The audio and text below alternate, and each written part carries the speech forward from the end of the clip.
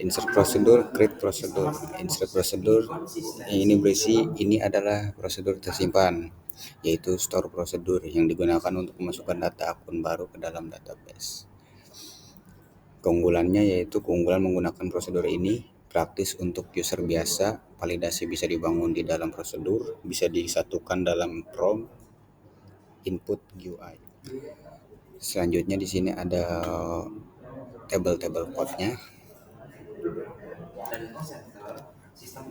Pada table insert prosedur ini ada store data user, store data ledger account, store data branch, store data departemen.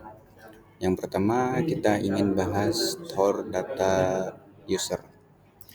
Store data user terdiri dari yaitu dia memiliki delimiter, create prosedur data user, dia memiliki in p username, tipe data varchar, in p email varchar, in p password varchar. Lalu begin, insert into user, username, email, password.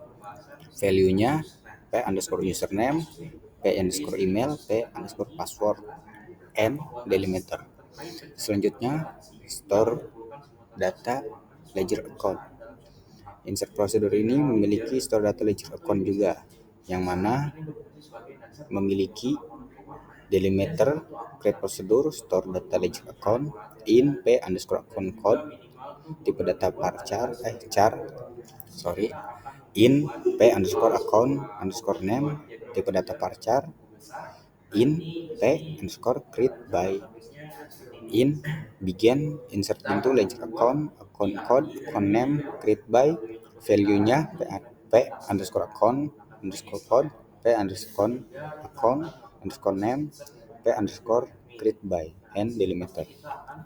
Selanjutnya ada kolom store data branch, yaitu terdiri dari p_branch ID, p_branch name, p_branch ID, tipe datanya char, p_branch name, tipe datanya varchar, in p_address, tipe datanya text. Selanjutnya store data departemen, memiliki store data departemen, memiliki kolom p_dev_id, tipe data varchar char, p_dev_name, tipe data varchar. Insert into departemen, dev_id, name, p_dev_id, p_dev_name.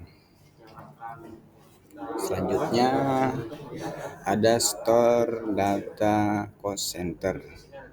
Store data center ini memiliki prosedur store data cost center, yang mana p_cc, disingkat cc itu kepanjangannya cost center _name, tipe datanya varchar. Selanjutnya p_branch _id. Selanjutnya p_dev_id, tipe datanya char. Insert into cost _center cc_name, branch id, dev id. Value-nya p_cc_name _branch _id, p_dev_id, and delimiter. Selanjutnya ke slide prosedur. Select prosedur ini memiliki fungsi digunakan untuk menampilkan atau mengambil data dari tabel dalam database. Para si query-nya menampilkan data yang di-join.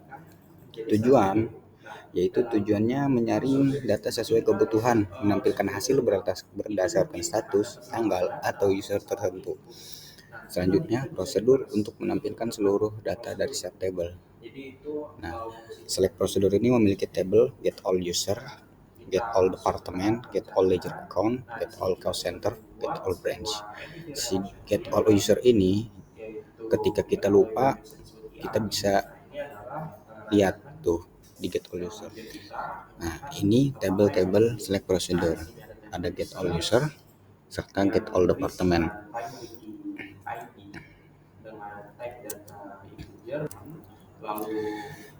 Set prosedur get all user berisikan delimiter create prosedur get all user begin select bintang from user and delimiter.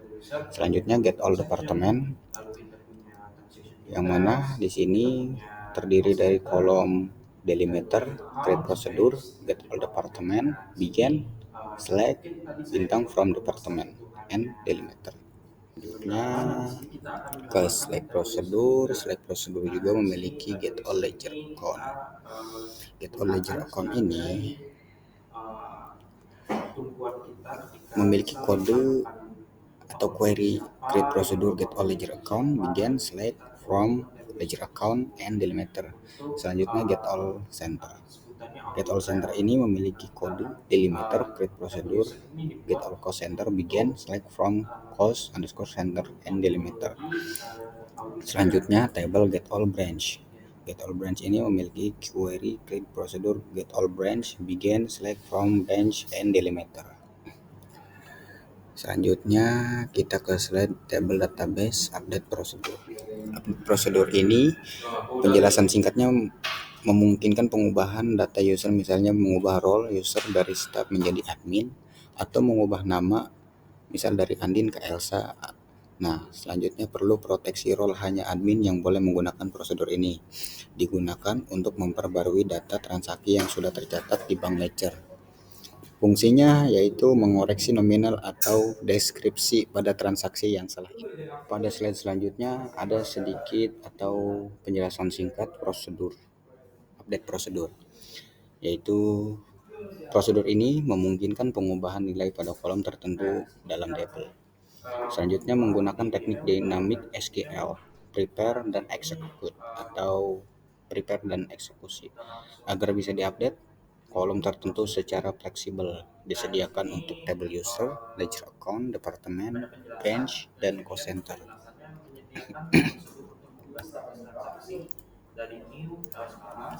Selanjutnya di sini kumpulan tabel-tabel update prosedur.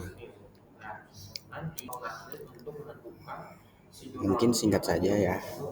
Pada update prosedur ini memiliki tabel update user. Nah, update user ini memiliki kode delimiter create prosedur update user in kolom underscore name tipe datanya varchar. Selanjutnya new value tipe datanya varchar. Selanjutnya user underscore id tipe datanya integer. Begin. Selanjutnya if p underscore kolom underscore name in username email password then set. Nah, si kodenya ini then lalu set kolom bawahnya lalu add kolom atau call underscore value sama dengan p underscore new underscore value. Selanjutnya set add user underscore id sama dengan p underscore user underscore id.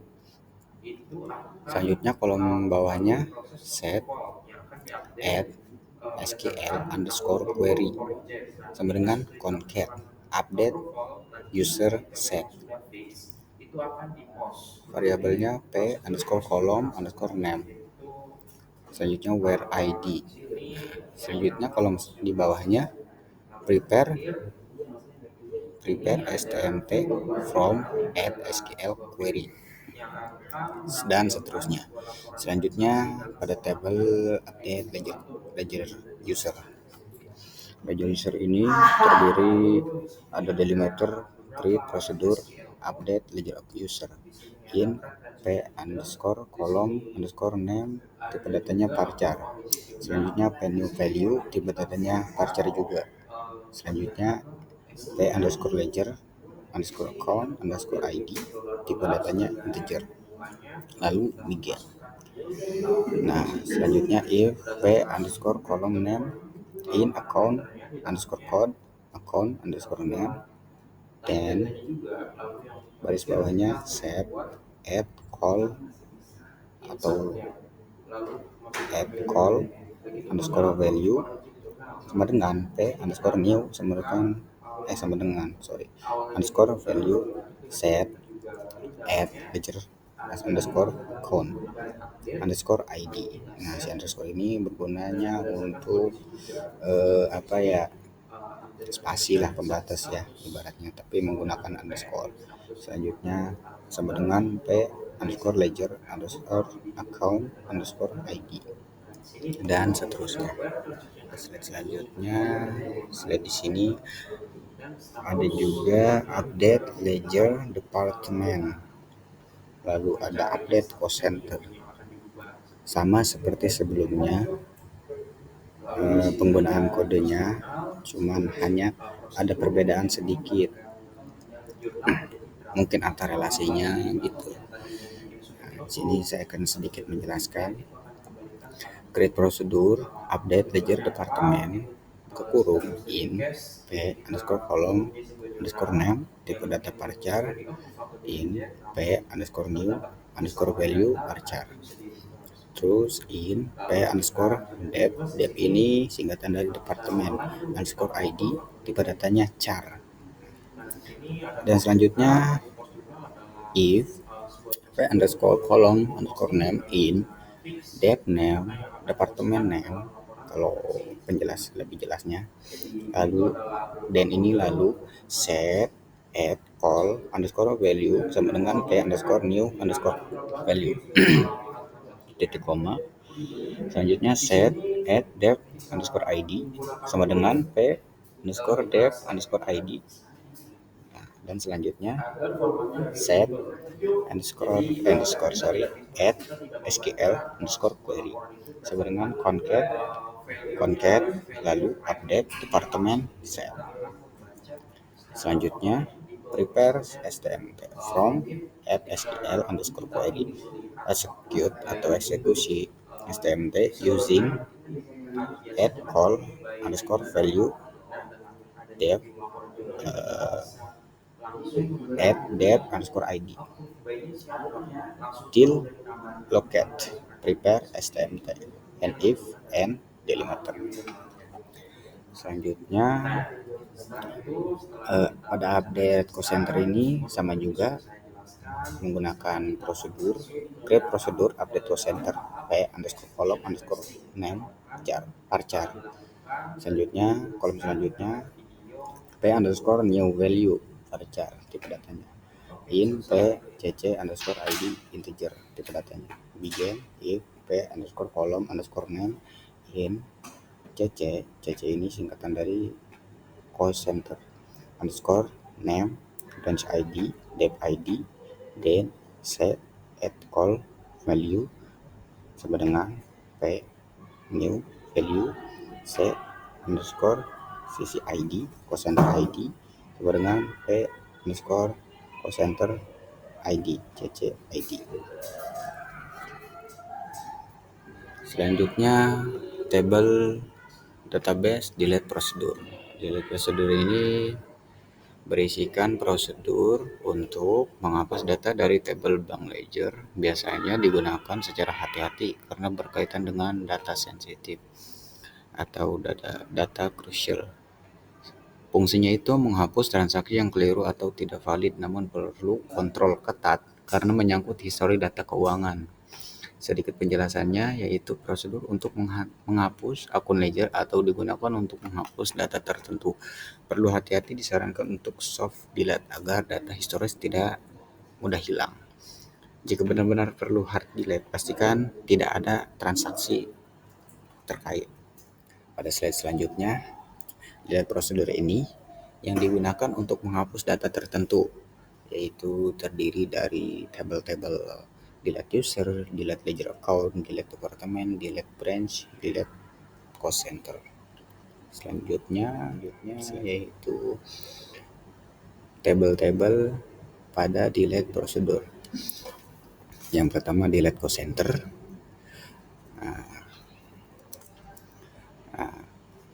Kode atau query delete cost center ini berisikan atau mempunyai delimiter, create prosedur, nama tabelnya, delete center in p underscore cc atau center singkatannya cc underscore id, tipe datanya integer. Lalu begin delete from post underscore center where cc underscore id. Selanjutnya table delete user mempunyai query atau kode delimiter create procedure delete user, nama tabelnya in p underscore user id, tipe datanya char, begin delete from user. Lanjut ke slide selanjutnya, yaitu delete ledger account, delete departemen. Delete prosedur ini mempunyai table delete ledger account dan delete departemen juga. Masih ada tabel selanjutnya juga. Pada delete ledger account ini memiliki sama seperti halnya yang sebelumnya, memiliki kode atau query delimiter create prosedur, nama tabelnya yaitu delete ledger account in p underscore account underscore code, tipe datanya char, lalu begin delete from ledger underscore account where ini di mana, delete from ledger account di mana account underscore code itu sama dengan p underscore account underscore code and delimiter. Selanjutnya delete departemen.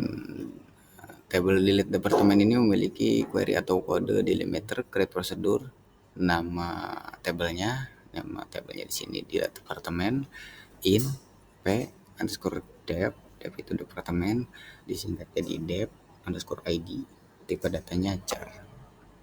Selanjutnya begin delete from user where user underscore id, semua dengan p user id. Pada tabel terakhir ini delete branch. Delete prosedur juga memerlukan namanya delete branch karena saling berkaitan atau saling mempunyai relasi. Delete branch ini memiliki kode atau query delimiter create prosedur, nama table delete branch in p underscore branch underscore id, tipe datanya char, begin delete from branch where branch underscore id sama dengan p underscore branch underscore id and delimiter. Nah, di sini kita akan membuat DDL table transaction. Di sini kita langsung ke ininya. Nah, di sini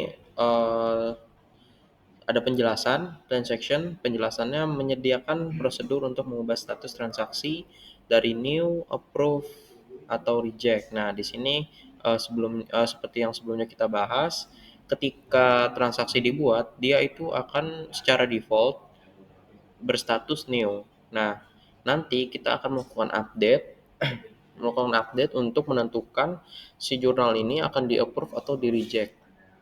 Sistem ini umum dalam jurnal keuangan.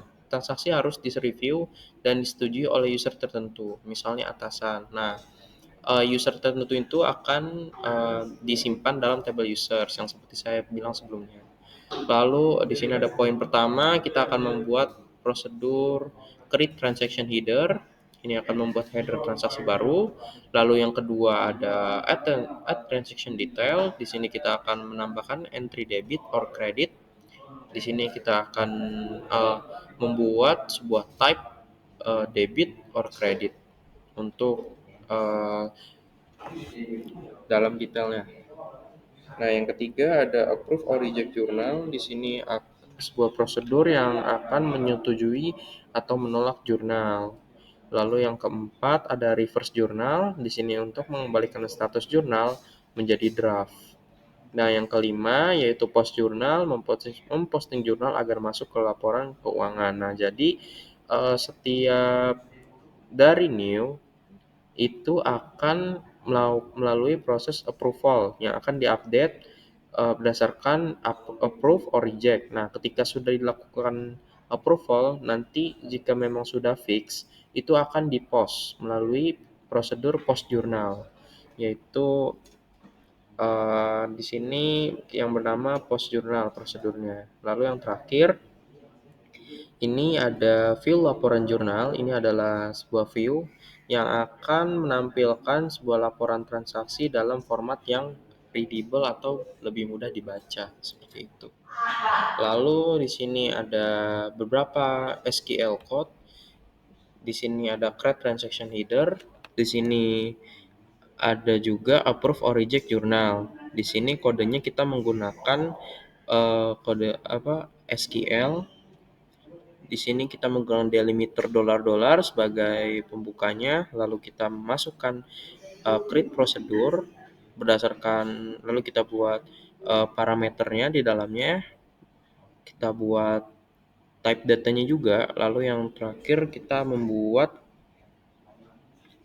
insert-nya, lalu masukkan value-nya. Begitupun yang approve or reject journal sama. Di sini kita melakukan awalnya delimiter, lalu ditutup dengan delimiter juga. Lalu dalamnya ada menggunakan update, lalu kita set, dan berdasarkan kondisi juga. Contohnya di sini update transaction, set status sama dengan P, new status itu mengambil dari parameter, approve by sama dengan P approver ID juga mengambil dari parameter. Nah, di sini pengkondisiannya juga where transaction ID sama dengan P transaction ID itu juga mengambil dari parameter, dan status sama dengan new. Nah, di sini kita akan mencari yang statusnya new yang akan diubah seperti itu. Lalu di sini ada reverse journal, di sini prosedur untuk yang mengembalikan jurnal menjadi draft atau kembali menjadi baru. Yang tadinya mungkin sudah di-approve atau sudah di-reject itu akan dikembalikan lagi. Tujuannya apa? Mungkin dalam study case, jadi kita mempunyai sebuah jurnal yang mungkin sudah di-approve atau di-reject, namun terdapat kesalahan data, nah itu bisa di-reverse seperti itu. Lalu ketika sudah di-reverse di sini kita ulang lagi tuh, kita mau approve atau reject seperti itu. Nah, di sini ada post journal. Ini post journal adalah sebuah prosedur untuk memposting jurnal yang sudah fix yang akan dimasukkan ke dalam laporan transaksi seperti itu.